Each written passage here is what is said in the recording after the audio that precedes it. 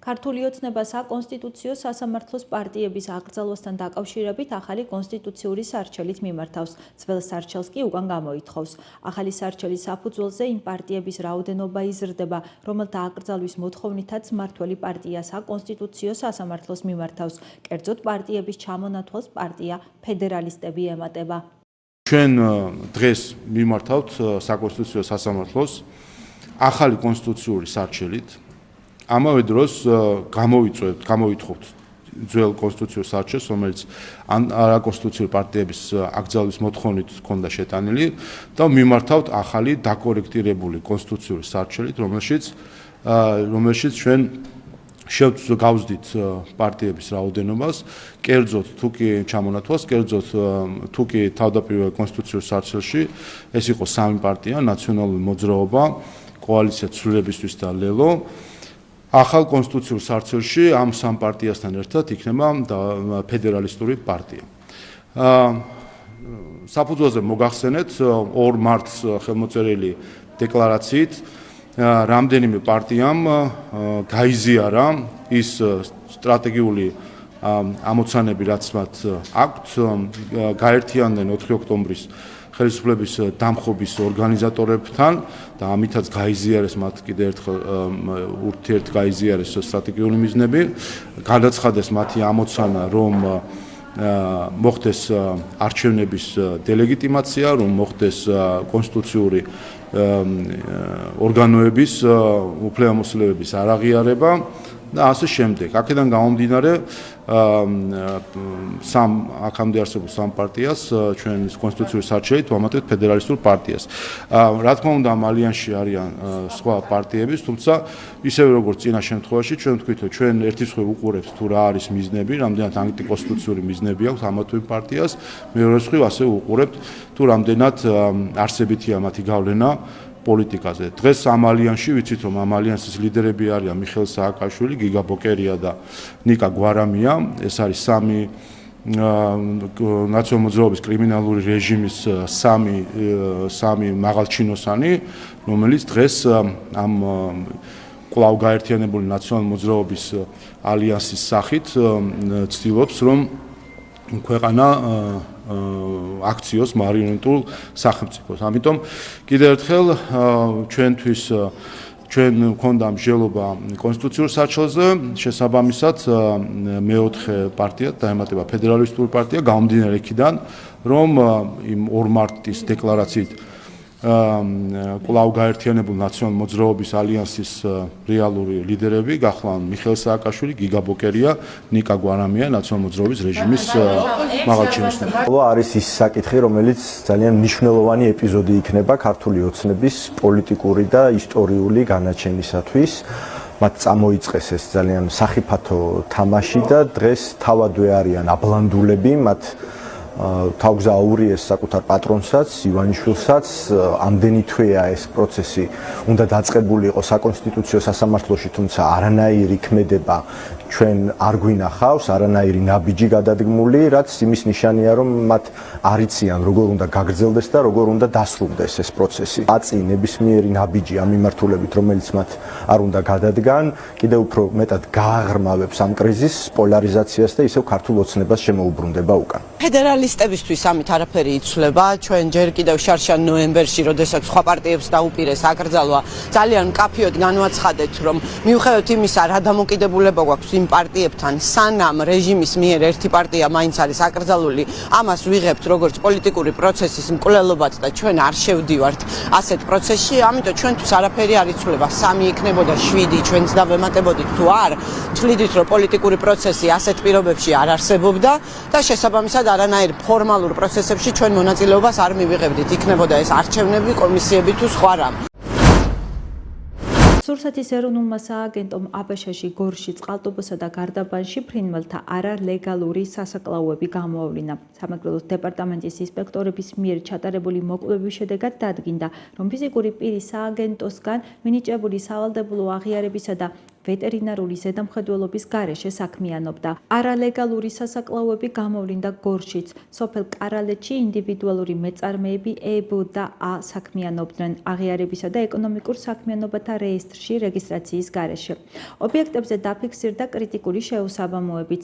დაილუქა ვეტერინარული ზედამხედველობის გარეშე ტექნოლოგიური პროცესისა და სანიტარულ-ჰიგიენური ნორმების დარღვევით დაკლული ფრინველის ხორცი.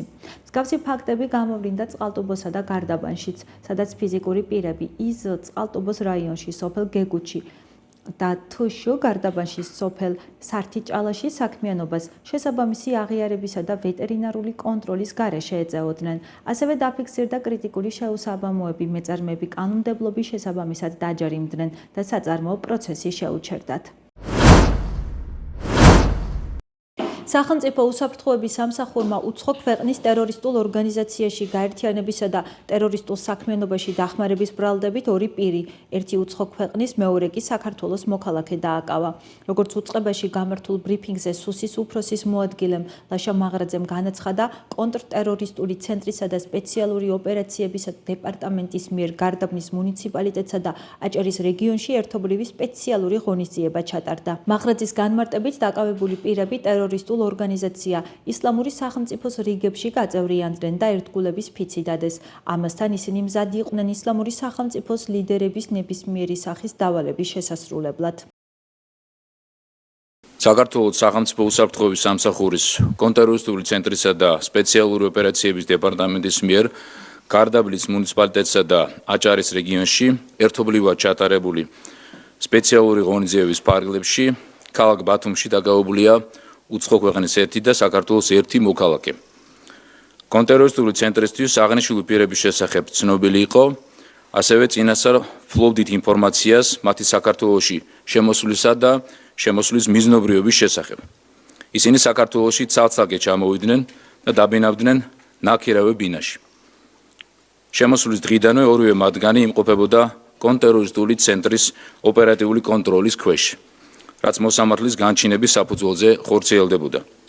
გამოძიებით დადგენილია, რომ აღნიშნული პირები გაწევრიანდნენ ტერორისტულ ორგანიზაცია ისლამური სახელმწიფოს რიგებში. დადეს ერთგულების ფიცი, ეგრეთ წოდებული ბაიათი, რაც ასახეს ვიდეო ფაილის სახით და გადაუგზავნეს ორგანიზაციის ლიდერებს, რითაც უპირობო მორჩილება გამოუცხადეს მათ. ისინი მზად იყვნენ ისლამური სახელმწიფოს ლიდერების ნებისმიერი სახის დავალების შესასრულებლად. გამოძიებით ასევე დგინდება, რომ დაკავებულები საქართველოდან მიემგზავრებოდნენ სხვა ქვეყანაში, სადაც უნდა შეერთებოდნენ ისლამური სახელმწიფოს მებრძოლებს. საგამოძიებო მოქმედებების შედეგად ამოღებულია ელექტრონული ინფორმაციის მატარებელი მოწყობილობები, დაურეგისტრირებელი სიმბარათები, მობილური ტელეფონები, ტერორისტული ორგანიზაცია ისლამური სახელმწიფოს სიმბოლიკის ამსახველი ნივთები, ნიღბები, პირადი დოკუმენტები და საქმისთვის მნიშვნელობის მქონე სხვა მტკიცებულებები. აღნიშნულ ფაქტთან დაკავშირებით გამოძიება სისხლის სამართლის კოდექსის 322 მუხლით მიმდინარეობს, რაც უცხო ქვეყნის ტერორისტულ ორგანიზაციაში გაერთიანებას და ტერორისტულ საქმიანობაში დახმარებას გულისხმობს. დანაშაული საჯელი სახით 10-დან 17 წლამდე პატიმრობას ითვალისწინებს. სახელმწიფო უსაფრთხოების სამსახური ტერორიზმის წინააღმდეგ ბრძოლის საერთაშორისო სისტემის საიმედო პარტნიორია. ჩვენ აქტიურად ვაგრძელებთ საერთაშორისო ტერორიზმთან დაკავშირებული პრევენციული ღონისძიებების გატარებას. მადლობა ყურადღებისთვის. შინაგან საქმეთა სამინისტროს თბილისის პოლიციის დეპარტამენტის გლდანი ნაძალადევის მთავარი სამმართველოს თანამშრომლებმა ნარკოტიკული საშუალების ჯგუფურად უკანონოდ შეძენა შენახვისა და რეალიზაციის ხელშეწყობის ბრალდებით 1986 წელს დაბადებული იგ და 2000 წელს დაბადებული წარსულში ნასამართლები ნოგო დააკავეს. სამართალდამცველებმა რუსთავში ბრალდებულების პირადი და საცხოვრებელი სახლის ჩხრეკისას, ასევე სხვადასხვა ლოკაციიდან ნივთმტკიცება ამოიღეს სარეალიზაციოდ გამზადებული მიღებული დიდი ოდენობით 1107 შეკვრა ნარკოტიკული საშუალება, ეგრეთ წოდებული ბიო. პოლიციის მიერ ასევე ამოღებულია ნარკოტიკული საშუალებების დაფასუებისთვის საჭირო მასალები, მათ შორის წებოვანი ლენტები, ელექტროსასწორები და პოლიეთილენის ჩამკეტიანი პარკები. გამოძიება სისხლის სამართლის კოდექსის 260 და 260 კვარტა მუხლებით მიმდინარეობს, რაც 20 წლამდიან უვადო თავისუფლების აღკვეთას ითვალისწინებს. გარემოს დაცვისა და სოფლის მეურნეობის სამინისტროს გარემოს დაცვითი ზედამხედველობის დეპარტამენტის კახეთის რეგიონული სამმართველოს თანამშრომლების მიერ უკანონო ტყით სარგებლობასთან ბრძოლის ფარგლებში სამართალ დარღვევები გამოვლენილია თელავისა და ახმეტის მუნიციპალიტეტებში. სოფლების სანიორესა და მატანის, ასევე ქალაქ ახმეტის მიმდებარედ უკანონოდ მოიპოვეს სხვადასხვა სახეობის ხემცენარეები და მათი ნაწილი უკანონოდ გადაამუშავეს. ჟამში ამოღებულია 28 ერთეული მრგვალი ხე-ტყე და 1 კუბურ მეტრამდე მოცულობის საშეშე მერქანი. 18 აპრილს ქუთაისის კულტურულ-სახელოვნებო საგანმანათლებლო დაწესებულებათა გაერთიანების ფილიალში დავით კაკაბაძის სახელობის სახვითი ხელოვნების გალერეაში გამოფენა „მამები და შვილები თაობათა დიალოგი“ გაიხსნა. გამოფენა პროექტის რენოვაცია ფარგლებშია წარმოდგენილი და აერთიანებს სხვადასხვა თაობის მხატვრებს, მამებსა და შვილებს, მასწავლებლებსა და მათ შემოქმედებით მემკვიდრეებს. მონაწილეებმა საკუთარი ხედვა და ინდივიდუალური ხელწერა წარმოაჩინეს, რამაც ექსპოზიციას განსაკუთრებული ხასიათი შესძინა. გამოფენა აერთიანებს სხვადასხვა ქალაქებში მოღვაწე მხატვრებს, თბილისი, ქუთაისი, ბათუმი, ზუგდიდი, ფოთი და წარმოადგენს მამებისა და შვილების, არა მხოლოდ ბიოლოგიური მამა-შვილის, არამედ შემოქმედებითი მემკვიდრეების, მამებისა და შვილების თაობის ნამუშევრებს. მე ვფიქრობ, ძალიან საინტერესოა ეს გამოფენა თავისი მნიშვნელობით, იმითაც რომ აქ ჩვენ შეგვიძლია თვალი გავადენოთ სხვადასხვა თაობის მხატვართა შემოქმედებას, მათ ინდივიდუალურ, მაგრამ ამავე დროს უხილავით ძაფებით დაკავშირებულ ხელოვნებას, რომელსაც მნიშვნელოვანი წვლილი აქვს შეტანილი თანამედროვე ქართული ხელოვნების განვითარების საქმეში. შვილები აგრძელებენ ღირსეულად ასევე აი წყინვალე შემოქმედებით გზას. მე ერთი მინდა აღვნიშნო, რომ ჩემ ბავშვობიდან ამ გალერეაში შემოსვლა იყო დიდი ბედნიერება. გამოფენის გახსნაზე სტუმრად იმყოფებოდნენ ექსპოზიციაში წარმოდგენილი ნამუშევრების ავტორები.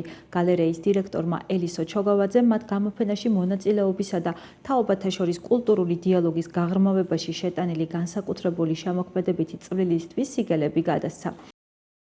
რა თქმა უნდა, არის ეს უაღრესად მნიშვნელოვანი, რადგან სხვადასხვა თაობის წარმომადგენელთა ხილვა ერთიან სივრცეში მნახველისთვის ტოვებს ისე შთაბეჭდილებას, რომ ის ხედავს ქართული სახვითი ხელოვნების განვითარების გარკვეულ ისტორიას. ასეთი ტიპის გამოფენები, რა თქმა უნდა ჩატარდეს რაც შეიძლება უფრო მეტად ხშირად, უნდა ჩატარდეს სხვა ქალაქებშიც, მაგრამ ძალიან მიხარია, რომ აი ესეთ მნიშვნელოვან გამოფენას მასპინძლობს ქუთაისი, რომელიც თავისი ძირძველი უზარმაზარი ისტორიით არის ერთგვარი ბენეფისი ამ იდეის.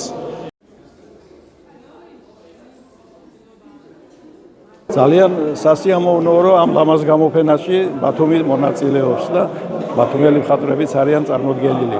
ესეთი გამოფენები დაგვაახლოვებს ჩვენ მხატვრებს ერთმანეთს და არა მარტო მხატვრებს და კარგია საერთოდ მომავალი თაობისთვისაც. იმიტომ ამას ახალგაზრდები ნახავენ, ბავშვები ნახავენ, მომავალი თაობა ნახავს. გამოფენა დავით კაკაბაძის სახელობის ქუთაისის სახვითი ხელოვნების გალერეის 50 წლის იუბილეს ეძღვნება და მაისის ბოლომდე გაგრძელდება.